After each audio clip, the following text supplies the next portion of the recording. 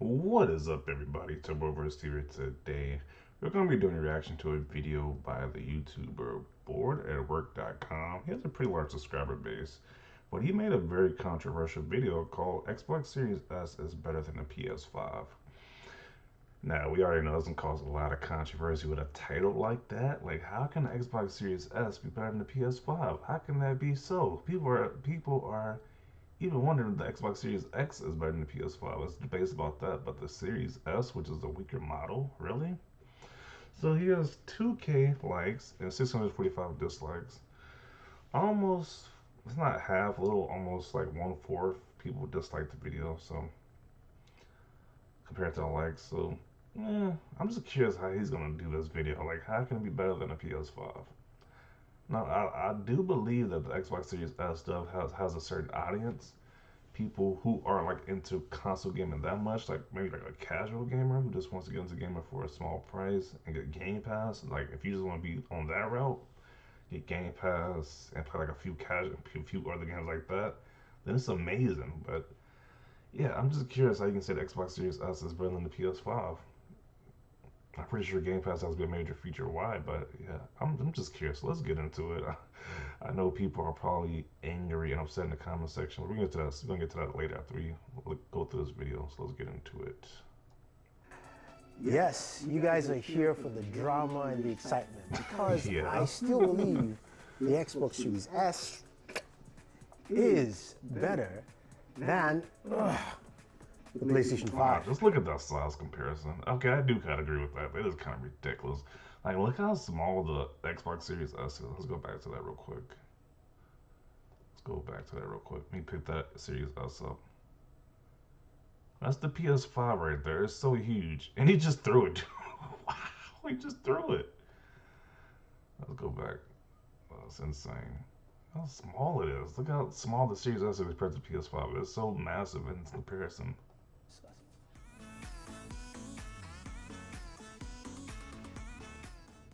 Hey guys, Thunder E here and welcome to Drama Central. Wait, no, sorry. Welcome to Border Work, where I tell you why I think the Xbox Series S is a better console right now than the PlayStation 5. Now, a lot of you are probably jumping in and going, yes, you are completely wrong. You don't understand anything about gaming. This is just rubbish. Calm down, guys. Calm down, calm down.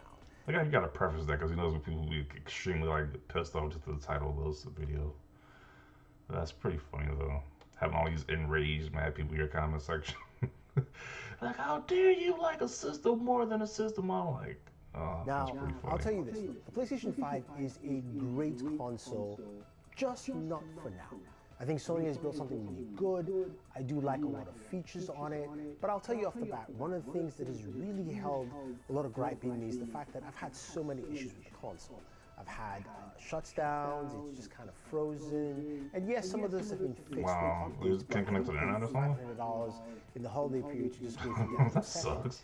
and yeah, I can go on and on about a PlayStation, but I'm here to talk about this bad boy, the Xbox Series S.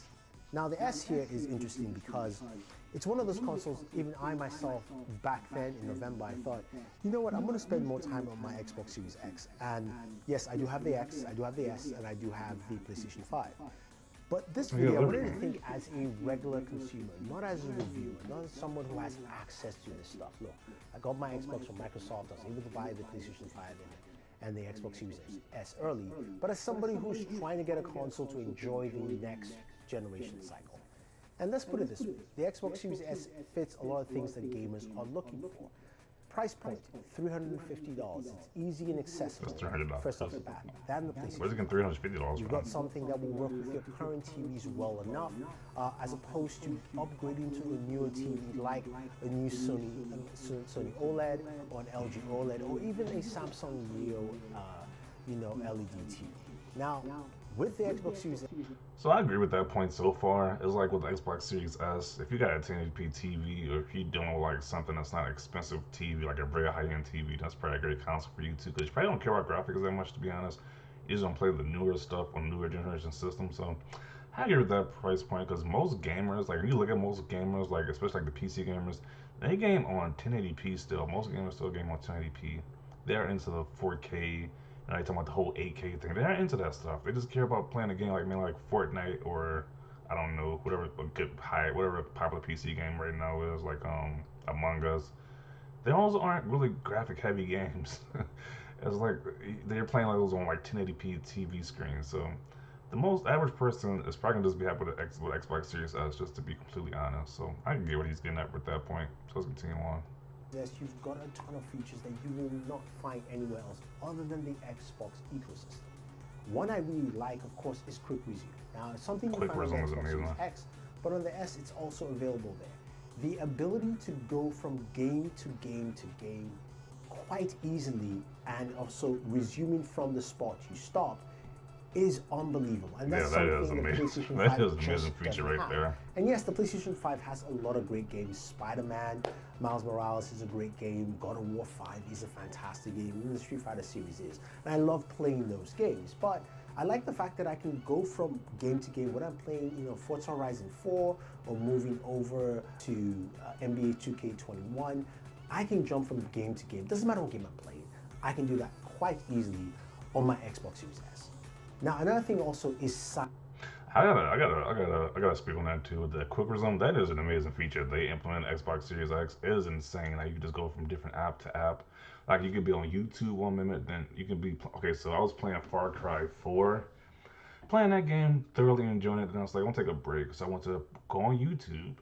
Then I went back to the Far Cry 4 game, and like it instantly just went right to the same moment I was at. Just instantly. That is pretty insane. You can go from different game to game, like you were saying too, which is definitely a game changer. It's definitely like Sony needs to implement that. Sony needs to copy that feature and put it there. PS5 as well. That's an insane feature right there. You can just stop one game you're playing to go to another game, then you go back to the other game. It's instant, just instantaneous like that. That's insane. No loading times whatsoever. That's a game changer. That's definitely an amazing feature. So far I'm agreeing with the video. So let's keep going. size and just fit. The PlayStation 5 is a massive console. It's big, it's bulky, it Yeah, takes up a lot of way space, too you large. can't put it in a cabinet properly, and it's damn loud. As opposed to the Xbox Series S. Okay, so he's saying it's big. I agree. It's way too damn big. When they make a PS5 Slim, I'm buying that day one. Yeah, I don't like how big the PS5 is. That's the major complaint I have with the system. But just aesthetic wise, it's like it's just too big. Um, I've had issues with my PS5 being loud. I don't know. I've had my PS5 being loud to me. I haven't had the issue. I know some people have been saying their PS5 is not loud, but I haven't had the issue. So I agree with it being way too big. It's massive. It's insane. Because it was insane. People were just complaining about the Xbox One, the original Xbox One, how big it was. I had like a VCR, but we're not complaining about how big the PS5 is. It's just like, it's fascinating how that works. But let's continue with the video. Which runs quiet, fits into whatever cabinet or size location you want to. Plus, again, I'll mention it can play the games you want to play. Now, speaking of games, let's talk about that. This is where a lot of gamers have different perceptions in what you think about games and games collections. The PlayStation 5 has a lot of games in terms of backward compatible games from PS4, and that's great. PS Now is also really solid service. I was playing infamous Second Son, great. I could stream it, I could play it. I like what PlayStation is doing there, but I want to see more. But here's the thing, there are not a lot of next-gen titles out for either consoles. There's just not that much available at this point in time. This is where Microsoft has levied the extent of Xbox Game Pass to make things more sensible. Now, the idea that I don't have to purchase a game, and I have not bought a game on my Xbox console for at least almost a year because I have Game Pass. And now with that whole Bethesda partnership, I have a ton of Bethesda games coming, a ton of exclusives. Damn, that's why I don't get this console war stuff, bro. Look at all these games they just added with Game Pass, and you're gonna say you don't like Xbox? Like you're insane. Like you don't want to get an Xbox, you got Game Pass. It's like that's just insane value. You pay $10 a month or 15 a month, you can access over 300 games. I was like, knock it off. Why do people go in these console war things? It's just stupid. I'm looking like the Xbox is definitely a good value right here. So I agree with what you're saying. A ton of games on the Xbox that I don't have to pay for. So I just downloaded Dishonored 1 and 2. I've never played those games before. I can play them now on my Xbox Series S, and they play well. And speaking of games playing well, What about Cyberpunk 2077? I know some of you don't like the game. I still enjoy it. I'm playing it both on PC and the Xbox Series S. I can't play it on my PlayStation 5. It runs well on this console. Mind you, this is, some people will call it a slightly updated Xbox One X, but the Xbox Series S plays Cyberpunk 2077 very well. And yes, I can output at a highest resolution for this console, which is great. Now, the other thing too is when you're buying a console like these, with either the Xbox Series S, PlayStation 5, or Xbox Series X, you're going to probably want to upgrade to a new TV. And that's where some of the problem comes in. You can spend $500 on a console, like the PlayStation 5, and then spend another $2,000 on a brand new TV. You might not want to spend that amount of money yet, or you just don't have the cash for it, which is why the Series S makes a lot of sense to me. Now, the TV I use for this review here is the Samsung Q90 TV. It's a last-gen TV. It does support 4K 120 on just one HDMI port. It's got one HDMI 2.1 port, and you can see it supports the full breadth of 4K 120, 4K 60, 1080p 120, which I can do on my Xbox Series S comfortably.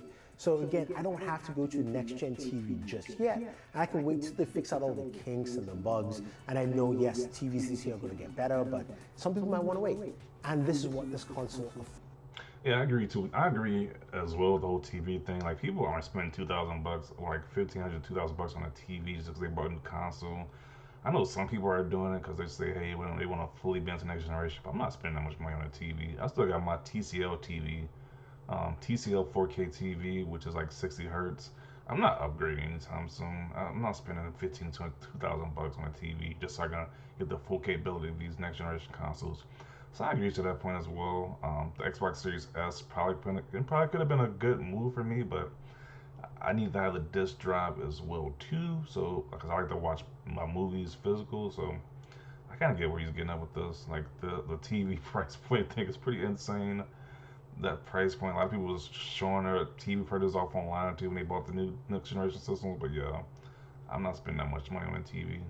So I agree with you saying right here. Now, some of you say there's a lot of games you can play in your Xbox Series S, but it's only got 512 gigabytes of storage internal. And yes, that is true.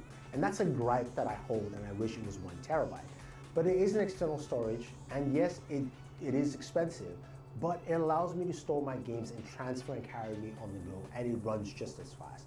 That 1 terabyte Seagate storage, hopefully the price drops down, is really good, works really well, but I have all my games stored on there. But you could buy an external hard drive too as well. Like I have my external hard drive hooked up to my Xbox Series X, and you can switch the games. Like once you beat a game, if you don't want to delete it, you can just switch it back to your external hard drive, not the external SSD. So I don't know if he mentions that, but he kind of left that out that you can have that as well too, because external SSD is $200 for 1 terabyte. That's kind of pricey right now. Wait for that to go down in price, but yeah, I'm pretty content with the external hard drive I have, and I was like. I don't have I do have the Series X though, so it's 1 terabyte of storage compared to the 512. But still, you're not playing that many games at once. Even quick resume, you don't need to have all those games downloaded. Or if you do, most of those games are Xbox One games. You could just have them. You could just have them on your external hard drive. So that is that. Again, because you have Game Pass, you can cycle the games you want to play. You can install up to 5, 6 games on there, and then when you're done, you take them off and you continue playing. To me, that's the beauty of Game Pass. Also, I call it the quick start. I can't remember the specific feature name it's called. I can't live like that as a gamer. Yeah, so I pretty much get the gist of the video. So he made some pretty good points on why he would prefer the Xbox Series X over the PS5. Now let's get into the comments section, because people's probably pissed off at this video. Hearing the soundtrack in the background makes me want to jump out my flat window, which is on the 9th floor. Let's see. Dude, I was so scared when you threw the PS5, I even flinched. Yeah, like, why did you throw the PS5? I didn't get that. It was over dramatic. It was too much with it. Like, yeah. Just bought one for son's 12th birthday. Hope he likes it. Yeah, I'm pretty sure he's gonna like it. Like, it's only, yeah, it's a pretty good console. Like, I can see people want the Series S. It definitely has a market for it. As a PlayStation fan, I appreciate the decision for $300. I think that the Series S is a great console. You have stuff like ray tracing, which again for $300 is not bad. Yeah, $300 for all this stuff in Xbox Series S, it's insane value. Only people who trash talk the Series S is people who are in this who are really enjoying this whole console war thing.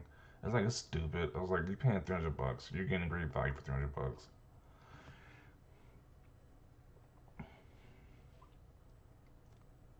I respect you for having a hot take such as this. The Series S is a hell of a deal.